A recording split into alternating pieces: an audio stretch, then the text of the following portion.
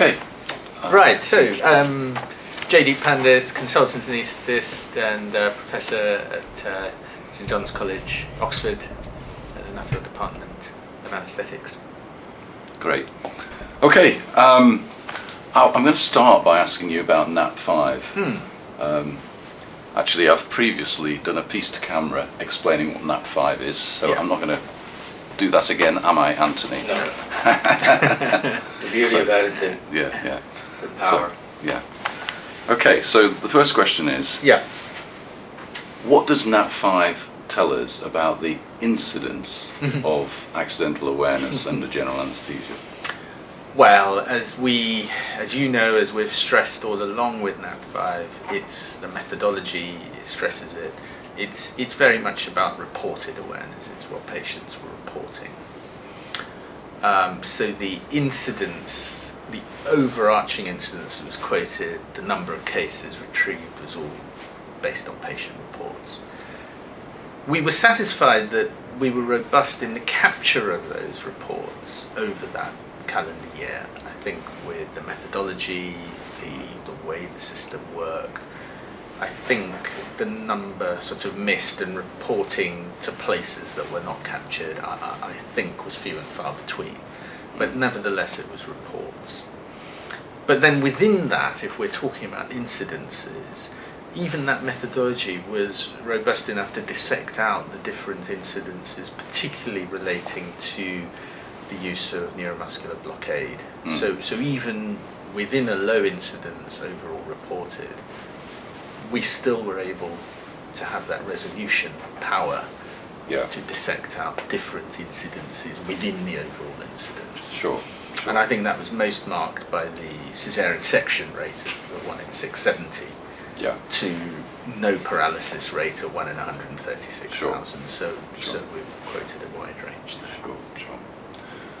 But I'm reflecting on some of the discussions in the NAP5 panel, and actually comments I've heard from anaesthetists who have no connection with direct connection with NAP5, to the effect that the incidence of reporting seems to cast doubt or puts a question mark on the previous Bryce type study incidence. I mean, clearly that was the danger of that, layer of interpretation, or you could say misinterpretation. And we did our best in the launch, in the production, you could say, of the report to avoid or prevent that. What it should have done is clearly stimulated further research for very large scale studies doing the alternative method, which is a very large scale Bryce methodology. And in fact, it is there are two recommendations within the report. One is to keep an ongoing registry of patients, however they are captured. And I think an ideal situation would be that, yes, you take the spontaneous report, put the patients into a registry, but then you have an ongoing Bryce activity that captures more and put them into a registry too. And then within your registry, it's sort of like the US registry, which is entirely passive and voluntary, but a more active registry, that then within it has two cohorts. You have a spontaneous cohort and a Bryce cohort, and actually you can track those over time. And that's embedded in the report as recommendations. It's unfortunate that the college has sort of moved on to other things and sort of interested in other things, and that is unfortunate. But I think if we plug away, we hopefully should get that back on the agenda. I don't want to misinterpret or misjudge him because he's not here to answer himself, but my recollection is that Professor Tim Cook thought that the data cast doubt on the Bryce methodology. And there are some significant questions to ask, such as around, does repeated Bryce questioning cause priming, for example? I think I wouldn't go so far as to say it cast doubt, and again I don't know if that's his particular view or not, but I think it did bring into focus that the Bryce methodology does itself need further validation. Sure. I think it's true to say that it's been accepted somewhat blindly. It hasn't been critically examined. It might be there might be room for improvement within Bryce. Sure. So I think there is a concern that we don't fully know what Bryce is eliciting, and whether it's the right way of eliciting whatever it's eliciting. Sure. So I think the easiest way to put it, the simplest way to put it, is that Bryce is one extreme, and NAP5 is probably the other extreme, and somewhere in between is. But the problem is it's such a vast gulf. Well, indeed, yeah, and if my memory serves me correctly, we're talking about on average about 1 in 19,000 with NAP5, and approximately 1 in 600 for Bryce. That's it. Yeah. So that's the gulf that you're. I mean, one way that we are looking at the gulf is there's the DREAMY study, and I'm one of the PIs for that. And again, that was taking forward a recommendation within NAP5, focusing on the caesarean section group, a 1 in 670, 1 in 600, which is very close to the Bryce. Yeah. So the question we're asking is, if we looked at post-caesarean section women, general anaesthesia caesarean section, and we administer them a Bryce, do we still get the 1 in 600 consistent with everyone else? Or is that are the relative proportions maintained, so we actually get sort of 1 in 20 with a Bryce and 1 in 600 with spontaneous? Sure. That would be particularly interesting, because that would also tease out some issues around Bryce. Sure. You can imagine where it falls. If it's 1 in 600 and 1 in 600, then why is it equivalent in the caesarean section movement but not in others, etc., etc. So let's wait and see on that one. Just to be clear, for the sake of the audience, as the lead investigator for the NAP5 project, you would be unhappy if the average anaesthetist interpreted the data as indicating that the actual incidence of accidental awareness under anaesthesia was nearer 1 in 19,000. Well, let me clarify. Actually, I've been consistent in this. The number, the numerical incidence, doesn't matter at all, whether it's 1 in 19,000, 1 in 600, whatever, because both those numbers are uncommon. What I would say, I'd be unhappy if the average anaesthetist, practicing anaesthetist, interpreted 1 in 19,000 or 1 in 600 as indicating a trivial problem. Yeah. I think that is the problem, isn't it? So regardless of incidence, numerical incidence, it's important not to use that incidence to trivialise the problem, whatever that incidence is. Sure. That's the point that I would. But I think that the reason why the numbers are important is that the average anaesthetist might not quite get to 1 in 90, might not get to 19,000 general anaesthetics, but they certainly will get to 1 in 600. But the way to disregard, as it were, to underplay this numerical, you could say obsession, and the media had it, and you're questioning on it, etc. To get away from that, the incidence 1 in 19,000, that sort of ballpark, is the same as other very significant things that happen in anaesthesia, like never events, which are not trivial. So I think the message is that even if the true, whatever that means, is discovered to be 1 in 19,000, I'd be sitting here and saying, fine, but that's still not a trivial problem, because it's the same as the never events, etc., etc. Fine. Okay. I want to move on now to the isolated forearm technique and other issues. So, what evidence do you have that spontaneous movements don't occur with the isolated forearm technique? Well, the only evidence I have is what's been published. So people aren't publishing as their focus on that aspect. They're publishing on other aspects. I mean, perhaps at this stage it may be useful to summarise what my view of the isolated forearm actually is, to put some context to the discussion. So what I believe, and that belief is formed through the analysis of the literature and personal experiences, but obviously personal experiences being minimal, as you previously indicated, we experience so little. But looking at the picture overall, that there are dose-dependent effects on the brain with anaesthetic drugs that lead us from a state of being fully awake to being deeply unconscious and unresponsive. And between those, are states as yet ill-defined that occur in a dose-dependent way. And what I think the isolated forearm technique is a unique way of dissecting out what those states could be. Because it's, and you've said words similar to this, it's the only way that we have of accessing behaviour in an otherwise paralysed patient in that trajectory. And what I think is that there are several isolated forearm responses that are possible. So, for example, when you yourself underwent it, you were fully awake and you exhibited the full range of behaviours and movements that you are sitting here in the chair today.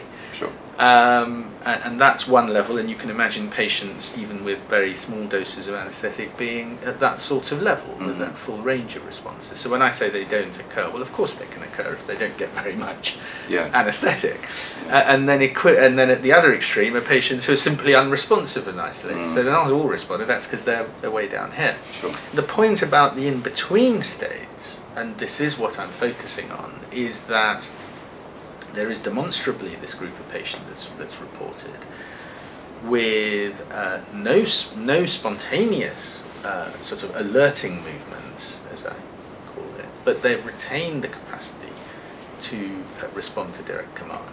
Some of them have even retained the capacity to respond to conditional choice questioning. Not all. And so we do see that gradation between the types of responses. Now, our interpretation of that is up to us, as it were. We can either say, well, it's all the same, and they're all awake in a binary sort of approach. They're all awake or they're all asleep. Or we can say, well, hang on a moment. This pattern of responses, this behaviour, is different from Michael Wang, who had nothing. And it's clearly different from those who are not responding at all. It's unique, and it warrants a separate interpretation. And that's fundamentally where this idea of dysanaesthesia came from. So it's not saying that everyone in IFT is in one category or another. It's to say it's dissected out a subcategory. And I think we both agreed that actually there's not a lot of difference between our positions. My difficulty is with a single title of dysanaesthesia for what I consider to be a range of states. And indeed, many years ago, I put forward a classification at one of the MAA meetings from about 1 to 5 in terms of the type of response you get from the isolated forearm. That's right. So that at the very minimum for me, there are probably four or five different subtypes of response. And that's sort of consistent. If you recall the article that we published by way of debate coming out of the last MAA meeting, I drew this sort of colour diagram going from sort of red being awake to blue being deeply anaesthetised, with dysanaesthesia spanning a range of colours in the sort of zone in between. So it wasn't fixed to one colour or one shade. That there is that clear gradation, and it's clearly, as we learn more about that period in between, it's clearly a dynamic state. It's dose dependent. It's at that very sort of subtle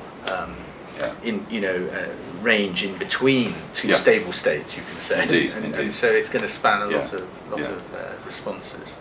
I'm just reflecting on something that you have said in the NAP5 report, indeed, that actually in the past, anaesthetists have focused on the issue of preventing pain as a primary target of general anaesthesia.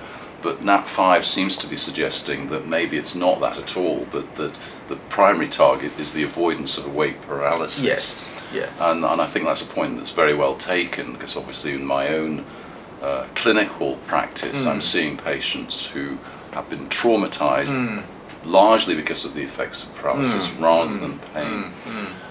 We had a very interesting conversation last night around the issue of concerning what is the ideal endpoint for a general anaesthetic if you're wanting to avoid psychological disturbance following general anaesthesia. And I was talking about the point at which a patient is able to make catastrophic attributions to the predicament they think they are in. Yes. Because it's that process which Yes. actually causes psychological trauma. So we were thinking about whether one could correlate perhaps the point at which one loses the capacity to develop constructions of external stimuli, the predicament that the patient is in, Yeah. whether that could be correlated with maybe one of these 4 or 5 stages of isolated forearm response. I thought that was a very interesting conversation, and reflecting on that, I think that's close to what I think the situation probably is, in that we have the awake condition where we are rationalizing, explaining, and use the word appraisal or hypothesizing, creating mental models for the world around us. And even in sedation, I think we're doing that. Yes. We're just accepting of the situation. Sure. We don't have that anxiety element, but we're still able to make sense of the world around us in a pain-free, non-anxious way.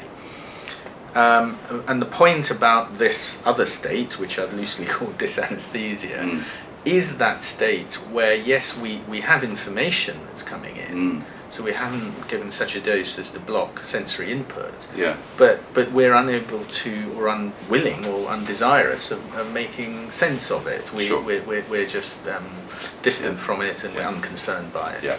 And therefore we don't formulate these wild ideas, because we're in our own world, as it were, of course, doing whatever we're doing.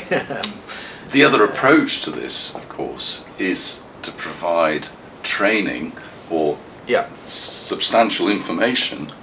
Some might say this is completely unrealistic, because really you want to train them as an anaesthetist, so they know exactly what's going on. Sure.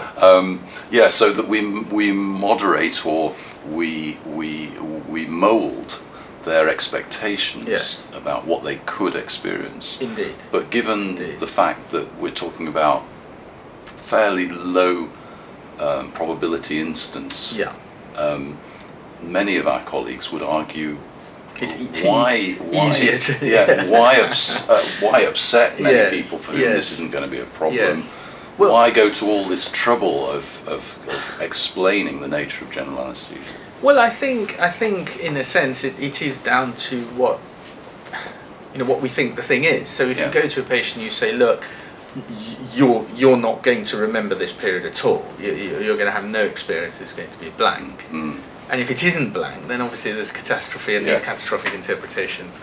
But if you say to people, look, actually we know anaesthesia is a state where, for many, it is, you will experience things, you just won't make sense of it. You'll see flashes of light, you'll see sounds, but don't worry, that's part of the deal, as it were. And if they do experience that, well, fine, that they know that's what it is, and they're not distressed or in pain, and etc. And they've come to terms with it. And for those who don't, they're not going to complain. Oh, I didn't hear the flash. I didn't see the flash of light, or I didn't hear the loud bang. So I think it is an attitudinal thing. Sure. Of course, coming back to this state, in between this anaesthesia or whatever, where people aren't able to appraise things around them. The question is, what's the behavioural correlation of that? Could it be that some of these limited isolated forearm responses, where they're only responding to command or something, that actually signifies their inability to appraise properly, but retains a sense of Yeah. core response. Yeah. So that Yeah. might need Yeah. reassessing if what you say turns out to be true, which I think it might well be. You've actually said that the dysanaesthetic state might be an appropriate target or endpoint for general anaesthesia. Yeah, and again, that was based on the results from the literature review that certainly with the more modern day techniques, rather than those instances where IFT had been used to detect true awareness, you could say, where they were getting appropriate doses of anaesthetic, that the patients were responsive but did not have traumatic post-operative experiences, or indeed memory for the surgery. No. Some of them remembered the questioning, but they didn't actually remember the surgery. So But the difficulty with that, of course, is that might be just an amnestic effect rather than something to do with it could how be a they were specific processing. amnestic Yeah, effect. yeah. But when they did remember, they did recall the command, but not the so Sure. it was very specific to Yeah. that. So I went out on a limb and actually said, well, in a sense, I was saying crudely what I think you are hopefully going to say much more in a much more sophisticated way, which is really it's acceptable so long as or because you cannot create a mental model of Given where we are right now, if you needed to have a general anaesthetic, would you be happy if your anaesthetist said, "I'm going to aim for dysanaesthesia"? I would be happy in a curiously, out of a sense of curiosity. I would be fascinated to have that experience, and sadly I haven't had it. I've tried, as it were, with dosing regimens and so on, but I haven't had it. But I would like to. But you might have had it, but not. I might have had amnesic. it. I might have had it and been amnesic, but of course I haven't had muscle relaxants. No. So I wonder if there is a story there that yes, the muscle relaxants are not only creating the catastrophes and so on, but also they're actually somehow encouraging that state. Let me put the question to you in a different way. If your son needed a general anaesthetic and you knew the anaesthetist and you happened to know that his target endpoint was dysanaesthesia, assuming we could reproduce it, I think I would. I think I would say to my son, look, this is the experience you'll have. It's called dysanaesthesia and it's fine, and that's what happens, and it's safer than the alternative. Okay. But I'll caveat that with a discussion that's been had at this conference that the jury's still out on whether we'd say excessive doses of anaesthesia without hypotension and cardiac effects and so on and so forth by themselves are dangerous. Yeah. If they're not, then I mean, in a sense, if you're saying, well, how can we eliminate the problem of awareness? Well, one is in fact deep anaesthesia, so long as we can avoid the cardiorespiratory effects. Yeah. And the other is avoidance of muscle relaxants.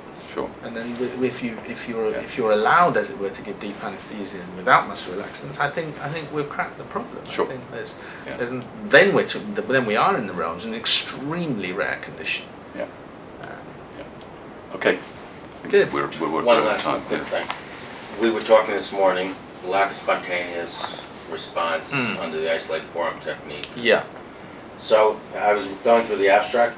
So there's an abstract at the meeting, but basically they fed into unpleasant sounds to volunteers, took them deep with propofol, etc. Yeah. Aroused them, and indeed they were unhappy with the unpleasant sounds, but they didn't spontaneously signal. Right. So that's a very mild version of being unhappy under anesthesia. Right. And so I guess the point you're making in terms of where we may disagree as to whether 46 studies and a 50 measured is a large cohort. I don't think it's large relative to the power needed to assess this, and it's unclear. But let's say whatever the lack of spontaneous response in that cohort may simply be because no one was significantly unhappy under anesthesia. or sufficiently deep or whatever. Yeah, absolutely. Where if someone had the experience that I had as a kid, they'd be going like this. Yeah. They'd be waiting. Yeah. And that's all. So, I mean, to come back to the other poster, I thought I don't think it's the same one as the Peter Schuler study, and he may have talked about it in his video recording about the psychological response of the volunteers, all anaesthetists undergoing paralysis with IFT, what's really interesting is that the distress, even in those patients, the anxiety, the distress occurred when they tried to move their non-paralysed parts of the body. So even though they were moving the arm, they were fine. And if we're focusing on the unparalysed arm, they were fine.